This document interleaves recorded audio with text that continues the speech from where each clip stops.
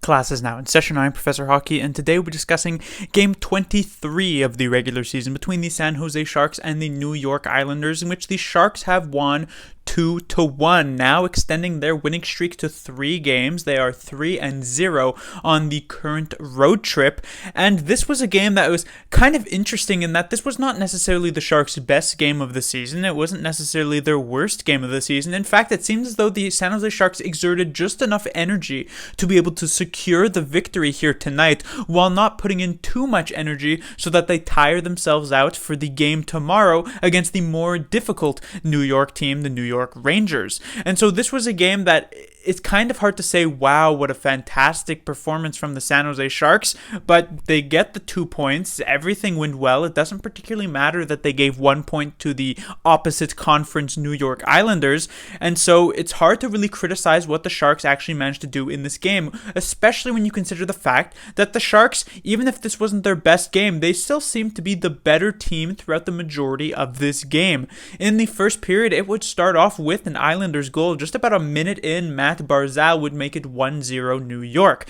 Then, a few minutes later, Nick Bonino, just as a power play would expire, he gets his third goal. So since he managed to actually get that first one a few games ago, things have really opened up a bit for Nick Bonino, actually bringing that decent level of offense that the Sharks were hoping to get when they signed Bonino this past offseason. And so it was a 1-1 game after the first period. And the first period I thought was pretty evenly played between both teams, maybe slightly leaning towards the San Jose Sharks. Things opened up a bit more for the Sharks in the second period. They were pretty clearly the better team in that middle frame, but in the end, there would be no goals either way. Adin Hill didn't necessarily have to work super hard in this middle frame, while on the opposite side of things, Ilya Sorokin for the New York Islanders, their goaltender, had to work quite hard to keep the Islanders tied up in that one. The Sharks had 2-3 really good chances to be able to score. It was Rudolph Balcers in particular had one where he had essentially an empty net. Sorokin is completely out of the play, but he ends up shooting it right in to the legs of Noah Dobson in front instead of at the empty net. So Balcers just kind of chokes in that situation, so the game remained tied at 1 going into the third period. Now, the third period was played rather conservatively, I would say, by the Sharks. The Islanders seemed to be more so the team trying to get those goals, while the Sharks were pretty content in just kind of clearing pucks out, skying them out of the zone while avoiding taking icing, not really trying to go for some sort of crazy breakout pass or anything of that nature. Not to say that the Sharks were outplayed in the third period. Again, I thought it was kind of like the first, where it was relatively even, I would say, if not slightly leaning towards the Sharks. But it was pretty clear that the Sharks, they weren't going to try and lose any, their guaranteed point in this one, right? While the Islanders seemed to be trying to get those 2 points in regulation, the Sharks just tried to lock down the single point, and lock down the single point they did. The third period would expire, no more goals scored. The game would still be tied at 1. We'd head to overtime, where while the Sharks have lost their only shootout game this season, that one being to the New Jersey Devils, the Sharks were previously 2-0 in the 3-on-3 overtime period, and that was expanded to 3-0 after here tonight. Erik Carlson, just in the first 30 or 40 seconds of this one, a very nice play. It's sort of a 2-on-1 between Carlson and Timo Meier. Carlson manages to find Meier with the pass. Meier then unable to get the shot away thanks to a nice defensive play by Adam Pelech in front for the Islanders. But Carlson makes the very smart play of stopping in front of the net to see if Meier is going to be able to feed him the pass. And this is a deceptively difficult goal to score in this situation for Erik Carlson, right? It seems like a very easy tap in into the wide open net, as Sorokin obviously has to respect Timo Meier in this situation. But this is a very easy one to fan on, to miss, but Carlson accepts the pass perfectly and slides it in to the net. Very nice play, and the Sharks get the victory. Starting off here with the lineup, we have the Meier, Couture, Dahlin line, and this was definitely the Sharks' best line of the night, once again doing so.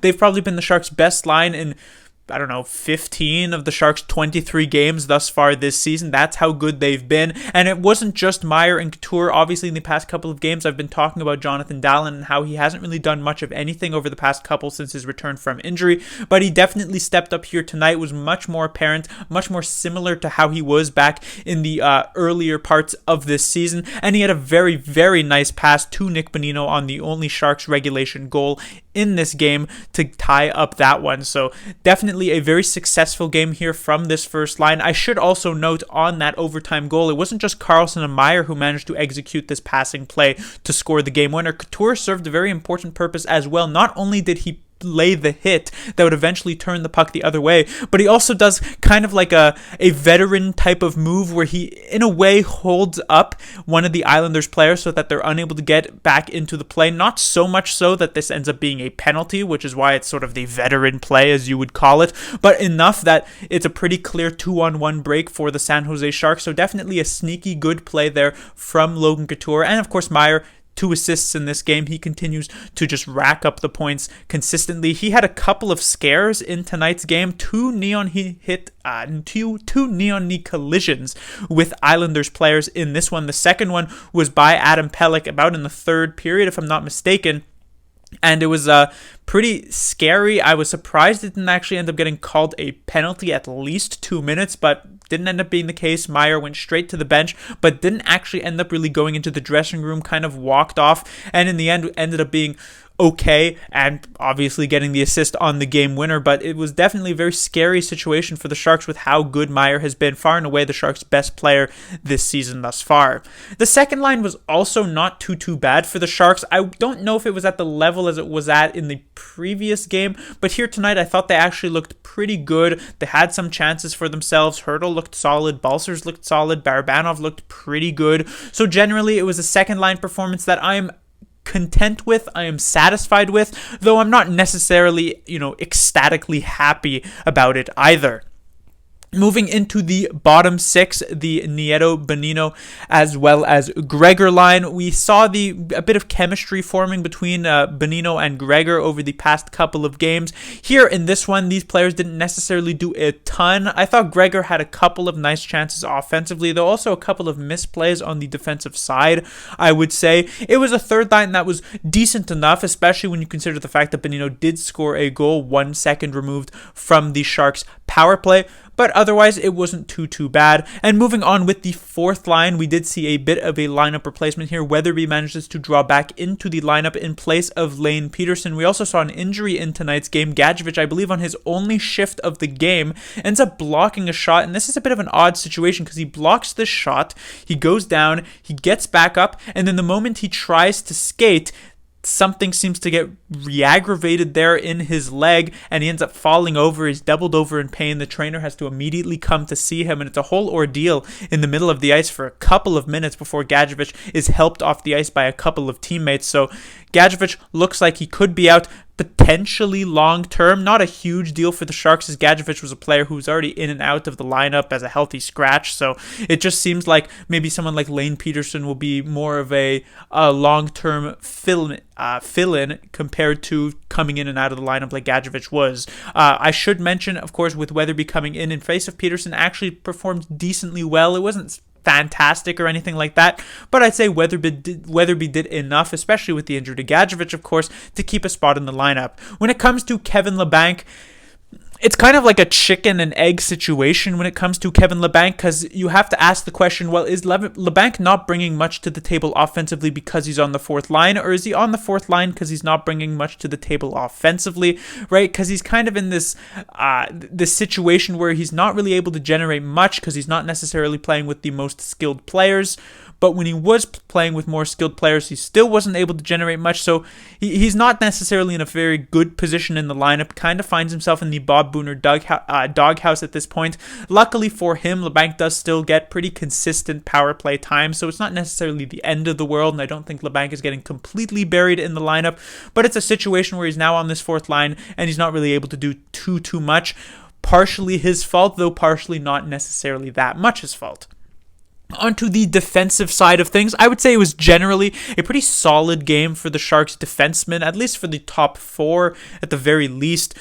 Burns and Ferraro, I liked Ferraro's, classic Ferraro, just putting in the hard work behind the net to try and get these pucks, keep these pucks alive. Brent Burns continues to use his stick rather well. I thought he had a couple of bad giveaways back in the first period, but otherwise didn't look all that bad. He also had this very, very nice keep it. I'd be pretty remiss to not mention this. He had a very very nice keeping on this one Sharks power play that I believe the Sharks had almost the full 2 minutes of zone time on the power play, though they didn't manage to score or even get much of a shot away. He managed to keep the puck in, which I thought was a very nice play.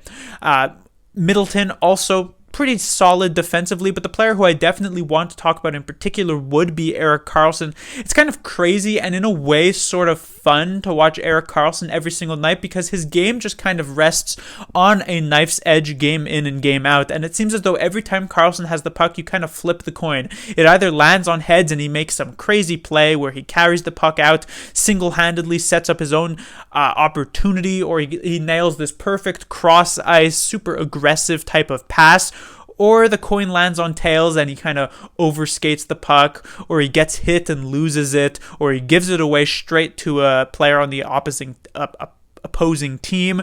So it's kind of this give and take relationship with Erik Carlson. Here tonight, it was a lot of give. Erik Carlson was just superb here tonight. Obviously, as I mentioned, he had the game winner in overtime on this one, but he was also making a lot of very nice offensive zone plays in this game and even cleaning things up rather well defensively. So it was one of those very good games for Erik Carlson, but like I said, he's a bit of an enigmatic player to watch at times because of that sort of unpredictable game that he brings to the table. And finally, the third pairing, Šimek and Vlasic. Šimek also had a bit of a scare in this game. Obviously, the Islanders are a very aggressive and physical team, so Šimek definitely felt the brunt of that. Took a big and clean, I should add, hit from Matt Martin, was slow to get up, ended up skipping a couple of shifts. Vlasic, or I guess the opposite, players like Carlson ended up getting double shifted to fill in for Radim Šimek and got paired with Marc-Edouard Vlasic. But when these two players were on the ice, it wasn't necessarily the most successful defensive pairing, definitely the worst one on the night for the San Jose Sharks. Vlasic continuing to have a couple of misplays here or there. Again, not so much to get him out of the lineup, as we actually heard earlier today, Santeri Hatakka was reassigned to the Barracuda, and it is Nick Milosh who seems to be the seventh defenseman, which thank God this should have been done many, many weeks ago. But I don't think it's enough to get Milosh into the lineup in favor of either Vlasic or Šimek, unless Šimek, of course, is injured. But hopefully this third pairing can maybe find a bit more consistency to their game. And then finally, the goaltending situation with Adin Hill. He gets the start after James Reimer had started multiple games in a row, so this was a chance for Adin Hill to show that even though he's probably securely the backup at this point, that he can be a reliable backup. And this game certainly did not start particularly well for Adin Hill, as just like in his previous start, he gives up a goal within just the first minute of this game, or the first couple of minutes of this game. It's one to Barzal. This is one that I wouldn't say is an easy save, but definitely is one he should have, especially early on in this game. Now, of course, Adin Hill ended up cleaning things up after that, did not let in any more goals after that first minute, but he also wasn't necessarily tested all that much. He did have a couple of decent saves back in that first period after the Barzal goal, but otherwise was kind of just tasked with making some pretty one-and-done saves. There was even this one chance where he gave up this massive rebound where the Islanders almost had the tap-in goal. I believe that would have even made it 2-0 at the time. I do know it was in the first period, but it was a bit of a dangerous game for Adin Hill, especially with how it started. I wouldn't be super impressed with the performance, but at least it's still nice to see him rebound after the rough start. Though, of course, with the back-to-back now, Reimer will absolutely be getting tomorrow's game. That will do it for this review. The Sharks will be back in action, as I said, tomorrow, where they will be facing off against the New York Rangers. While the Islanders find themselves near the bottom of the Eastern Conference standings, the New York Rangers find themselves near the top. And one thing that the Rangers certainly bring to the table is a very, very dangerous offensive attack. They've got some fantastic players in New York: Panarin, Zibanejad, Lafreniere. All of these players for the New York Rangers can just score pretty much at will if necessary, and so the Sharks and James Reimer will have their work cut out for them. And we'll see if the Sharks can extend their winning streak to 4 in a row to match their longest winning streak of the season, which came in the first 4 games of the year. Class dismissed.